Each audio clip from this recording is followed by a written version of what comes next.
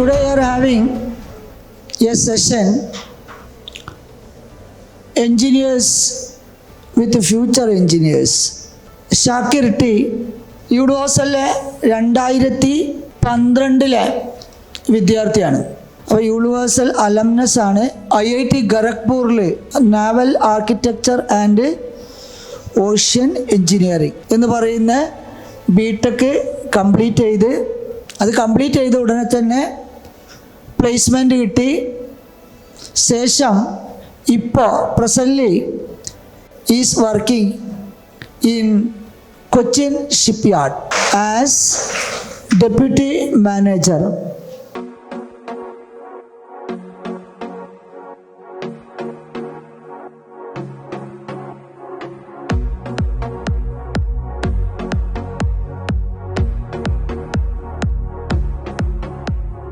IIT-യിൽ കയറോ ഇല്ലേ എന്നുള്ളൊരു സിറ്റുവേഷൻ ഉണ്ടായിരുന്നു എനിക്ക്.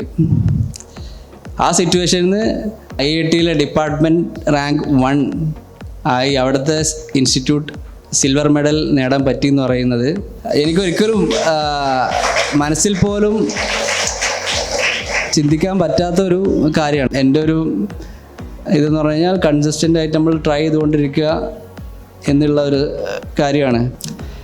നമുക്ക് അപ്സ് ആൻഡ് ഡൗൺസ് ഉണ്ടാവും, ബട്ട് സ്റ്റിൽ നമ്മൾ എന്താ പറയുക, will keep trying.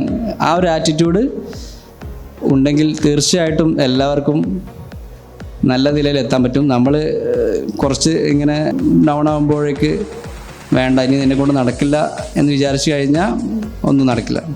But okay, അതിൽ നിന്ന് എന്ത് നമുക്ക് പഠിക്കാൻ പറ്റും, എന്തുകൊണ്ട് എനിക്ക് മാർക്ക് കുറഞ്ഞു, അല്ലെങ്കിൽ എന്തുകൊണ്ട് എനിക്ക് ചെയ്യാൻ പറ്റിയില്ല, അതിന് എന്താണ് ഞാൻ ചെയ്യേണ്ടത് എന്നുള്ള കാര്യങ്ങൾ മനസ്സിലാക്കി നമ്മൾ വീണ്ടും ഹാർഡ് വർക്ക് ചെയ്ത് കഴിഞ്ഞാൽ എന്തായാലും നമുക്ക് ഇന്നല്ലെങ്കിൽ നാളെ ഒരു വിജയം ഉണ്ടാവും, തീർച്ചയായിട്ടും ഉണ്ടാവും. Danish 2019 universal public school IIT ബാച്ചിലെ വിദ്യാർത്ഥിയാണ്. അത് കഴിഞ്ഞു ഒരു വർഷം റിപ്പീറ്റ് ചെയ്തു. അങ്ങനെ IIT മദ്രാസിൽ എഞ്ചിനീയറിംഗ് ഡിസൈൻ എന്ന് പറയുന്ന BTech MTech dual degree program ഇപ്പോൾ പാസ്സാവുകയും കോഴ്സ് കഴിഞ്ഞ് പുറത്തിറങ്ങിയതാണ് ഡാനിഷ്.